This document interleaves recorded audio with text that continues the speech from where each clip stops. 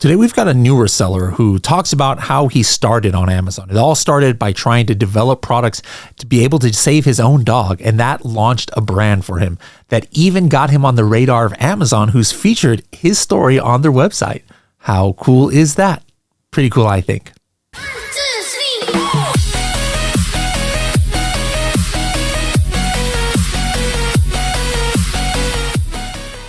Hello, everybody, and welcome to another episode of the Serious Sellers Podcast by Helium 10. I'm your host, Bradley Sutton, and this is the show that's a completely BS-free, unscripted, and unrehearsed, organic conversation about serious strategies for serious sellers of any level in the e-commerce world.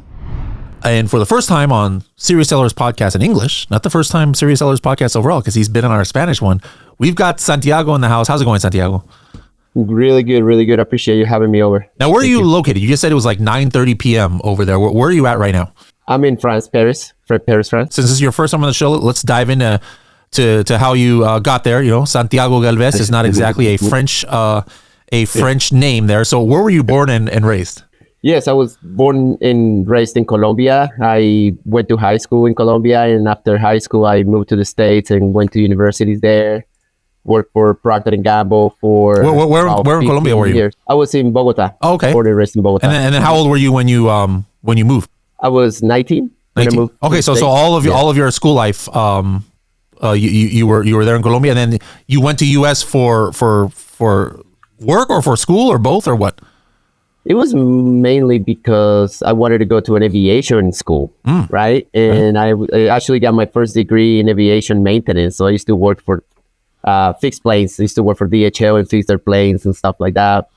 But then, everything changed when everything became kind of like a union in the aviation industry, and then I was not a big fan of the union, so I switched to business and I got my degree in business. And where did you go? I went to Xavier University in Cincinnati for my undergrad. Oh man, yeah. I know that mascot. What is the mascot there? The Musketeers. The Musketeers. Yes. Yeah. I was like, yeah. They have they've always had a good basketball team. Yes, Xavier. yes. Ah, okay. Yeah. Musketeers. March Madness is my month. There you go. There you go. Mm-hmm. And so then what was did you get a bachelor's degree from there then?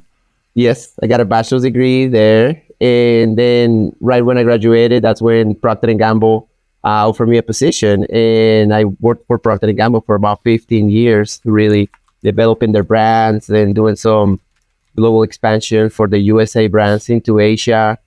So it was a great company, great learnings, and really built me up on really how to develop a brand from scratch and into a multi-billion brand. So, yeah. So then you were working full-time job for Procter & Gamble, and then from there you went to another company, or you started being an entrepreneur, or what was the transition? One of the times that I was working for Procter & Gamble, that's when I moved to Phoenix, Arizona, and I got my grad school there in Phoenix for Thunderbird. And once I finished that, I actually worked for PepsiCo for about 3 years as a director of the CNG convenience and gas channel in the USA. And then after that, I did work for ADM on the supplements arena for humans. And that's the time that my dog got sick. And it pretty much led me into really dive down into the pet industry and how to really help my dog, because he got a bacteria in his bloodstream, and I was just trying to come out with a solution, and nothing on the shelf was really working. What year are we talking about right now? That was 3 years ago. So okay. That was 2022. Yeah. And you were still in the US at this time, or you were already in Europe? I was in the US. I was in the US. Yes. Okay, so you're working for a company. They and then your my dog started having these health issues, and then so at the time you were just looking into like solutions just for yourself as a consumer to like help your dog out, and then so what did that lead to? Yeah, so then nothing was really helping him, and one of my friends was a vet, and he told me like, look, listen, this is what's happening in the market. The probiotics they are right now in the market are probiotics or good bacteria that doesn't survive when it gets to the digestive tract of the dog because of X amount of reasons. So I was like, man, let's just save my dog, man. Like, let's do whatever it takes. And you had no kids. You have no kids, right? no kids. That was my your dog kid. Is like your kid. Yeah, yep. Yeah, he's my kid. Yeah, Tango. He's right now 14 years old and kicking. So I'm happy about that. Yeah, Springer Spaniel.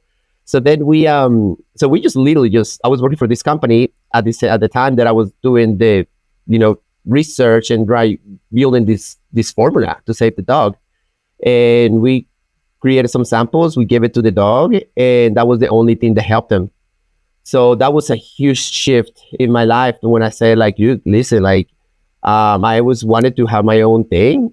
This is, sad that my dog got sick, but this is a huge opportunity that it was brought upon me by destiny, and have a new formula that is actually going to help the dogs.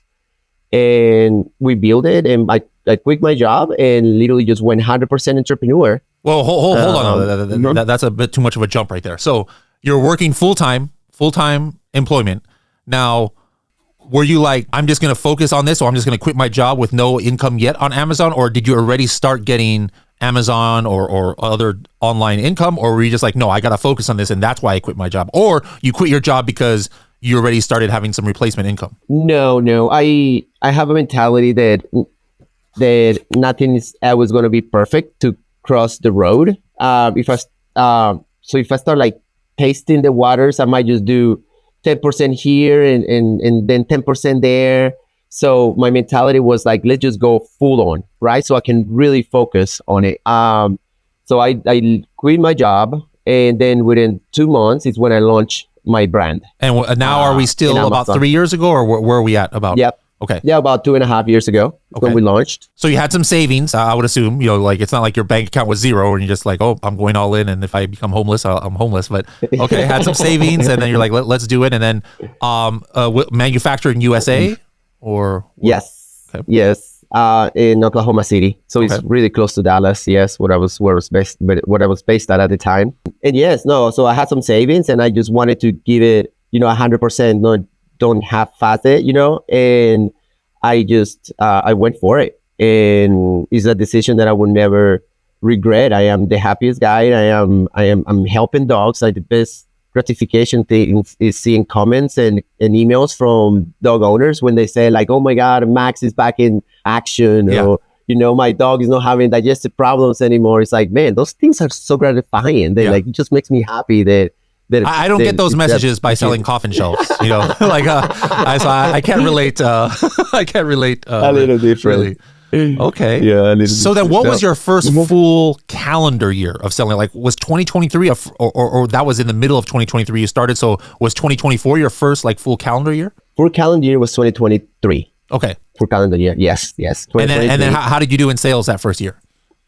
It was about $40,000. Okay. You know what I mean? It was really starting up. So then for profit then, that's not enough, obviously, to have replaced your job. So like, did you just have lots of savings, or did you have to like get other, forms of income, or how was the transition like then? Yeah, no, I had some savings. I had some savings that kind of kept me going until like we have a more profitable, sustainable growth. At the beginning, especially for the supplements, it takes a lot of education to the consumer. And it's a really competitive arena. And there's also the other factor of you have to really understand, if any of the listeners are in the supplements arena, is that you always have to keep in mind is the lifetime value of the product, right? Like, you might not make money on the first, bag that you sell, but when the people come back and they continue to replenish the product, that's where you actually become sustainable. So it does take some time to be able to, one, educate, and second, to be able to be profitable with the lifetime value of the consumer. Black Box by Helium 10 houses the largest database of Amazon products and keywords in the world outside of Amazon itself. We have over 2 billion products and many millions more keywords from different Amazon marketplaces, from USA to Australia to Germany and more. Use our powerful filters to search through this database for pockets of opportunity that you might want to get into with your first or next product to sell on Amazon. For more information, go to h10.me/blackbox. Don't forget, you can save 10% off for life on Helium 10 by using our special code SSP10. Before we get back into Amazon, I didn't see a part in the story. Like, what brought you to Europe? What made you move to Europe then? It was more of a personal reasons. I met a girl in Paris, and we just That sounds like a Netflix TV show or something. Okay. Yes, but it's just like this in life happens for a reason. Sure. When I moved to Europe, I started realizing the cost per acquisition for the consumers are like way less. Why? Because the supplements arena is more restricted here in Europe. So not all the brands actually are able to come in. So with less competition, the cost per acquisition is actually lower than in the States, right? So that's one of the reasons. Like, okay, we're as a long-term growth. I'm here in Europe. It's something that I really want to kind of leverage is being able to leverage the lower cost per acquisition to be able to expand the business. So have you launched already in Europe, or you're still planning to? Oh, you did already? Nope. Yeah. Well, when did you start there? We are live. That was about 3 weeks ago. We started. Also brand new. Yeah, brand new. We literally just started. We are in UK. In UK, we are in field by merchant from the USA, which is not sustainable, though, but it's because we're waiting for the VAT to come in for UK. For France, we are already FBA. Now, is it the same ASINs, or did you have to do different ASINs due to like maybe different formulation or different requirements or packaging or things like that? Or are you using the same exact ASINs as the US marketplace? Yes, that's a really good question. I am using the same exact ASIN for a couple of reasons. One is just the ability for Amazon to share the reviews from one country to another. It makes it so much easier to for your conversion rate in the new markets, right? So that's something that I really wanted to leverage.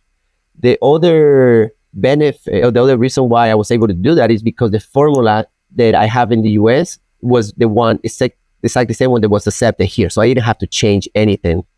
So I was really lucky about that. And so I am using the same ASINs all across Europe right now. Yeah. So it's really a huge benefit about it. And that's something that I would recommend for any of the listeners is like, if you are in the supplements arena, try to continue with the same ASINs because that will help tremendously your conversion rate as you move forward with other marketplaces. Now on the US side, how long did it take to get profitable? A year in the supplements. Yes. Mainly because education, bringing in a new brand, right? It's always challenging. It takes a lot of education. Really, people don't want to just give. Like my dog is my kid, right? It's the same for the pet parent, right? They want to make sure they're cautious. They want to make sure there's nothing that is going to even harm the dog, right? So it does take a lot of education. But after you see it in the orders in Amazon when like, okay, this username already had like 20 purchases, 30 purchases. It's like, okay, so then you build the loyalty there. And that's something that it takes time. So approximately about like a year to really become profitable in the supplements arena. Your story was also featured on the Amazon website, where it talked about your brand and stuff. And then I believe in there, in my notes here that someone gave me, it says that even like 60% now of your purchases, I think, are from Subscribe and Save. Is that an accurate?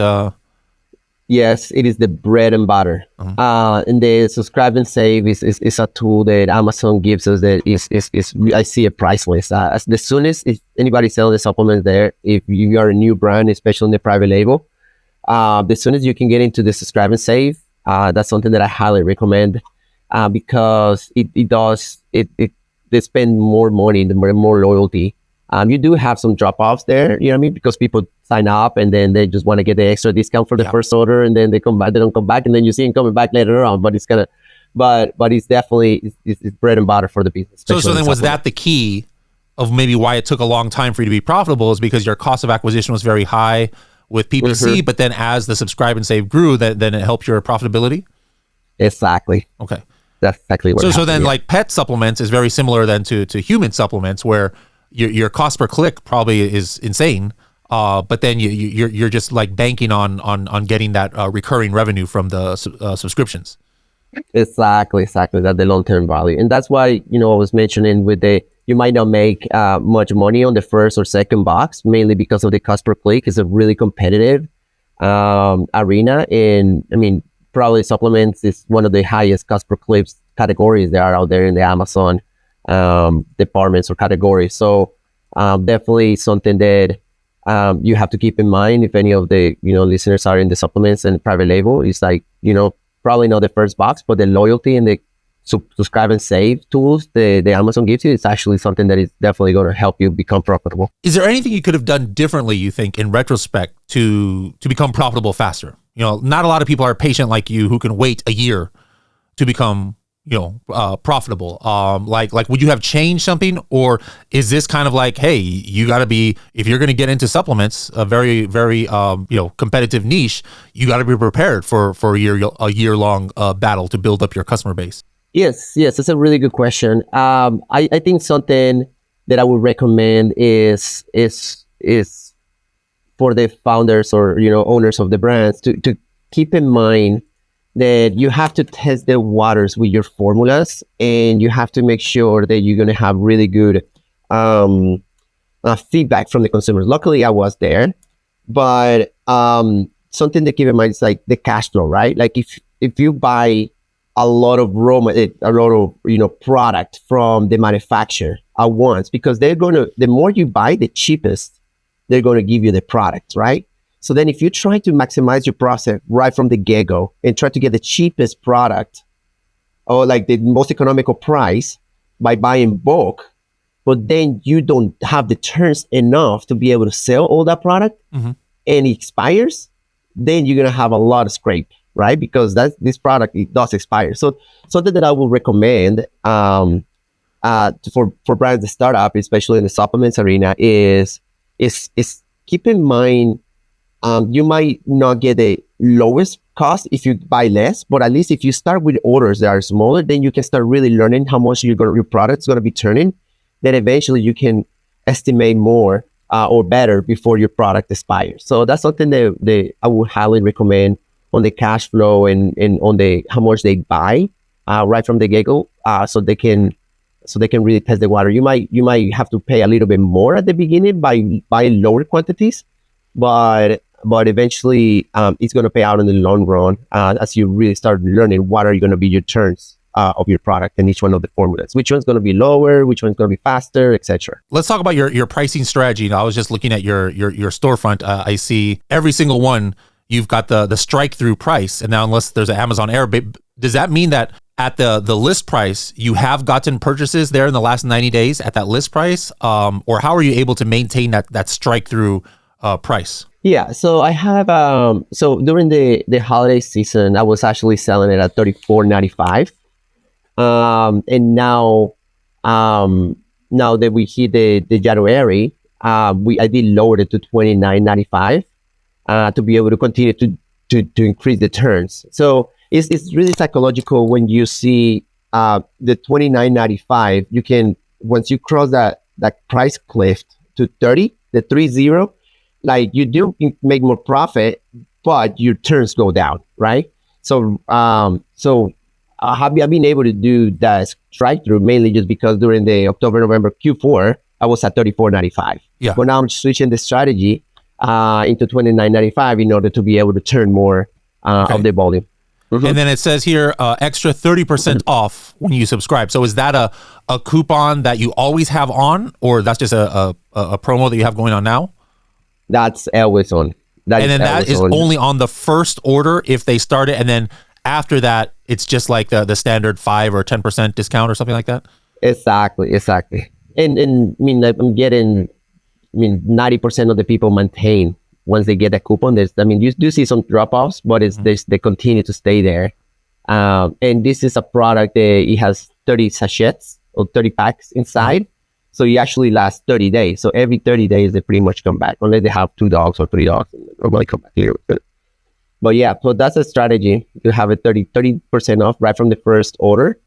And then after that, it's a regular discount. The first product, you told us the story of how you made it. Was it the probiotics? Was that your first product? The daily one, yes. Okay. So then how were all of your subsequent products also, you had your own dog in mind? Or you were doing just general market research and trying to figure out how to expand the brand, or what was the origin story of some of the, your other products that you started selling? So with Tango, so the daily was the original formula that I used with Tango, And when Tango we were battling some skin issues that he had. So then with the vet was like, okay, you need to give him omega-6 and omega-3s, but give him with the probiotics so he helps absorb the omega-3s and omega-6. So it's kind of like if you eat omega-3s and omega-6, but it doesn't get absorbed by the body, then it's going to go out the other way. It's not going to be beneficial, right? So then that's why doing the combo probiotics with the incremental ingredient, that's what helps the overall health.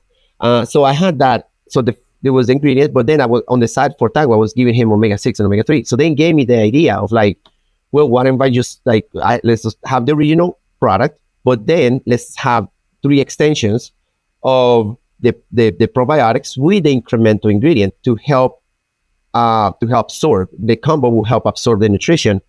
So I did some research with Euromonitor and other Kantar and other sources, and I did see that the calming was one of the biggest problems that were there for the pet owners.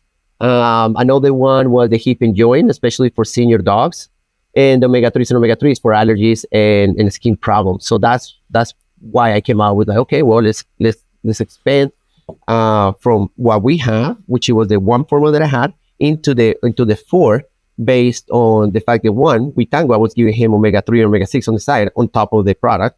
And then for the other 2 is the calming and the hip and joint. It was mainly from the resources that I saw. It was the developing market and developing opportunity. I notice on your storefront here, you actually put yourself and Tango like front and center a lot here. What was that something you decided early on, or because I mean you got some like professional?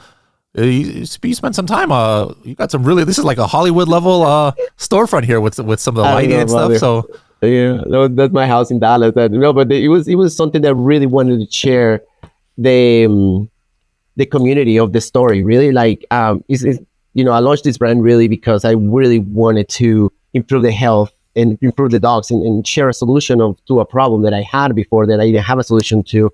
So I did hire a marketing company to do the little short video and how we came to life. So yes, it's a little bit of a investment to be able to communicate the story. Are you doing any kind of promotions to your store followers? Like I see you're doing Amazon. You're just looking all over your store here. I see you are doing like some Amazon posts and things like that. Are you able to leverage your store followers at all with advertising?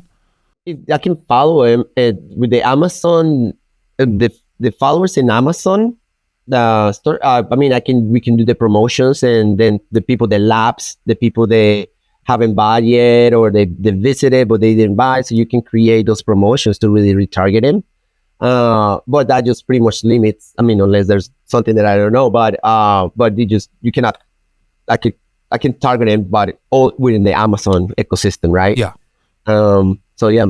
Are you building off Amazon community at all, or like do you have? I haven't checked. Do you have social media presence off of Amazon? Are you doing like insert cards to build this up, etc.? Yes. So I have I do have the direct to consumer website, petcultures.com. And I have the Instagram and the Facebook. And they are great tools to really create awareness. I mean, to be fully transparent, a lot of times I see we create some advertisement in Instagram and Facebook. They even go to the website. But then a lot of times they actually end up buying on Amazon for X amount of reason, right? I think they just like the 2-day delivery or 1-day delivery, or they just feel more comfortable, especially because it's a new brand. But yeah, the long-term strategy is eventually to continue to grow the petcultures.com audience. Right now we have about like 2,000 followers in mailing list, and also in the Instagram and Facebook. But that's something that we also do try. We also do have the insert cards that you mentioned inside of the packs. They say, learn a little bit more about education and tricks to help your dog's health, right? And they have the QR code, and eventually takes them to our blogs. Then we constantly kind of continue updating tricks and stuff like that for the pet parents. We try to build a community that way. Yes, indeed. What percentage of your revenue is from Amazon USA right now, as opposed to website or anything else that you're doing? Amazon USA, I'll say probably about 70% of it. Oh, okay, Such a big market. That's lower than I thought. So where's the other 30? Is it mainly from your website, or are you on other platforms? 10% on the website, and also 10% on the website in petcoaches.com. Also 10% on the website in petcoaches.com.mx, which is the Mexico side. We had some great success in Mexico. How are you fulfilling the Mexican orders? By the way, for those watching on YouTube, I'm wearing one of my Mexican baseball. My parents have a house in Mazatlan in Mexico, and this is the team over there, Venados. I wanted to go red for today's theme, but anyway, so if I'm in Mazatlan in my parents' house, I need to get something for my dog down there. Yeah. I go to your Mexican website. Where's that order coming from? Or where's it shipping from? So we manufacture the product in Oklahoma City, and then from that point we ship it to Querétaro. And in Querétaro we have 3PL. They carry the inventory, and once we get an order from a consumer in Mexico, then the 3PL ships it directly to the location of the consumer. Are you doing FBA in Amazon Mexico too, or is that one just fulfilling from US? Right now, we're not doing Amazon Mexico right now. We are just fulfilling pet cultures. There was a little bit of Mexican regulatory in Amazon. It's a little bit more disorganized than it is in Amazon USA. So there was just like a little headwinds there. They felt that, like, because this is our ingredient, this is a probiotic that we pretty much developed for the dogs, but they're not they're recognized as a medication in Mexico, but they're not recognized as a medication in the USA or any other country. So then what happened is when we launched there, they say, oh, no, these ingredients are medication. I'm like, no, they're not medication. So we're going back and forth with them right now to really clarify that, because there's a supplement. It's not a medication. So right now we're just leveraging the petcoaches.com.mx website orders until we clarify that with the Amazon Mexico. Yeah. That's mainly what it is. Yeah. Favorite Helium 10 tool? I really think the key tracker is the bread and butter. I mean, like, it really lets you know the performance of your keywords. It's really important for you to know how you're doing and how you're tracking. And I think something that, I don't know if this has been rolled out to all the levels, but the heat map in the key tracker, I think, is priceless, because it does let you see the trend and the graphic, the colors. He actually, you know what I mean? I'm a visual type of person, right? To be fully transparent. So, like, being able to see the things moving towards the right way, or even going towards the right path, it really kind of screams to me of like, okay, this is what we need to focus on this, we need to focus on that. But there is, I mean, a lot of great tools that the Helium 10 there has. I mean, Atomic, it just saves so much time to be able to create, and even from your list of item or list of product that keywords that you're tracking, pretty much automatically create some campaigns. Actually, I think it just saves a lot of time versus going into the Seller Central and doing one by one, and it's time consuming, especially when you're selling and managing a couple markets at once. Saving time is really important, and the accuracy of it, so it's pretty neat. Now, some people might think Helium 10 Elite, hey, that's only for 7-8 figure sellers who've been selling for years. You're a somewhat newer seller, yet you've been an Elite member. So how has it benefited you as a newer seller, being part of that community? Oh my God, I mean, tremendously, because I feel that it's a community, right? Like, we have that touch base on the Fridays, and it's kind of like more sharing. We don't only strictly talk about Helium 10, right? We talk about like things that have worked, things that hasn't, right? Like, for example, last Friday we were talking about, hey, there are some reviews there that they are not relevant to the product itself, but we got like 1 or 2 stars, but like they're talking about shipping, or they're talking about something completely irrelevant of it. So then there's like another person that they proposes like, oh yeah, use this company to actually get those people to get those reviews to be removed because they're not relevant to the product itself. So just sharing reapply with other Elite members, I think it's just really priceless, and really get to know what other headwinds, other sellers are having. It makes you feel that you're not alone as well, right? Yep. So it's a really good community. I really enjoy it. All right. Well, if anybody wants to join and be on these calls with Santiago, h10.me/elite. And you guys can join that community. I'll be seeing you in just a little bit because we're going to be in Germany next week at Elite Workshop. We have quarterly in-person workshops. If anybody wants to join who are not Elite member, you can get more info, h10.me/Berlin. You'll be able to meet Santiago in person, and myself, Kevin King, will be there. So depending on when you're listening to this will be on January 24th. So there's still some time to get tickets. There might have been a 50% off coupon, but still it's under €100 to go. Obviously, Elite members don't have to pay if they go. But it'd be cool to see anybody out there if you guys are in Europe. Now, what's the future hold? You're in the process now of launching across different European marketplaces.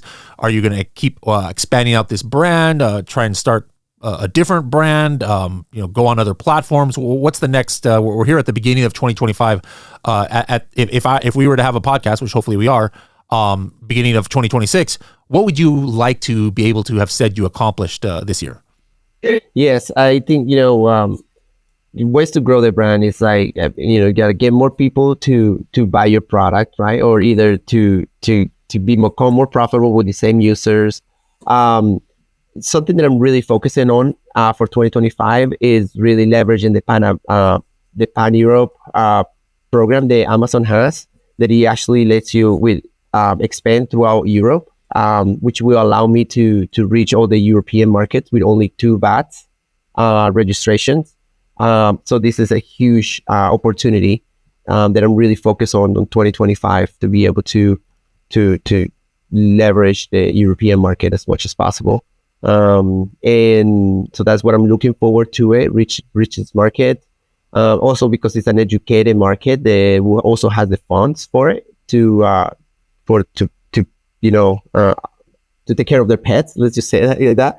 But that's definitely something that I'm really trying to reach that and leverage the lower CPA than it is than North America has. So that's something that I'm really focusing on as a 2025. Okay. Awesome. If you were to give like a 30-second tip or some kind of strategy, it could be about a foreigner living in Europe. It could be about Amazon, could be about supplements, could be about anything, taking care of pets, anything at all. What strategy would you like to close this out with? I'm actually going to, I was thinking about that.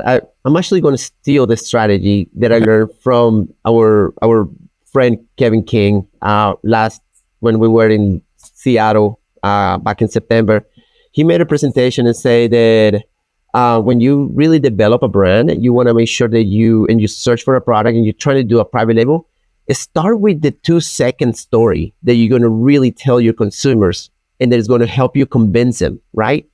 I think having the 2 seconds, let's start with the marketing video with the 2 seconds that is really going to help embrace and convert the consumers. If you start with that, I think the other things we kind of put together. A lot of times it's an afterthought. Believe it or not, for me, it was actually an afterthought. And then I realized, like, shoot, man, like this is the most important key. Start with that. We always say, start with the end in mind. Well, why don't we say start with the end in mind? Why don't we just start with the 2 seconds video that is really going to help convert the people?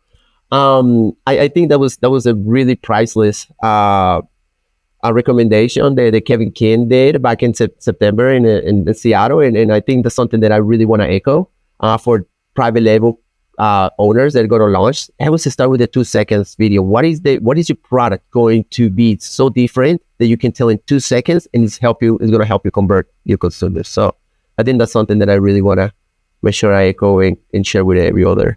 I like it. Owners. All right. Well, Santiago, thank you so much for joining us, and we'll be seeing you in just a little over a week here, and then, like I said, hopefully 2026. Let's bring you back and let's see how many of those things that you had on your list that you've accomplished, and maybe even some more. Sounds like a plan. Looking forward to it.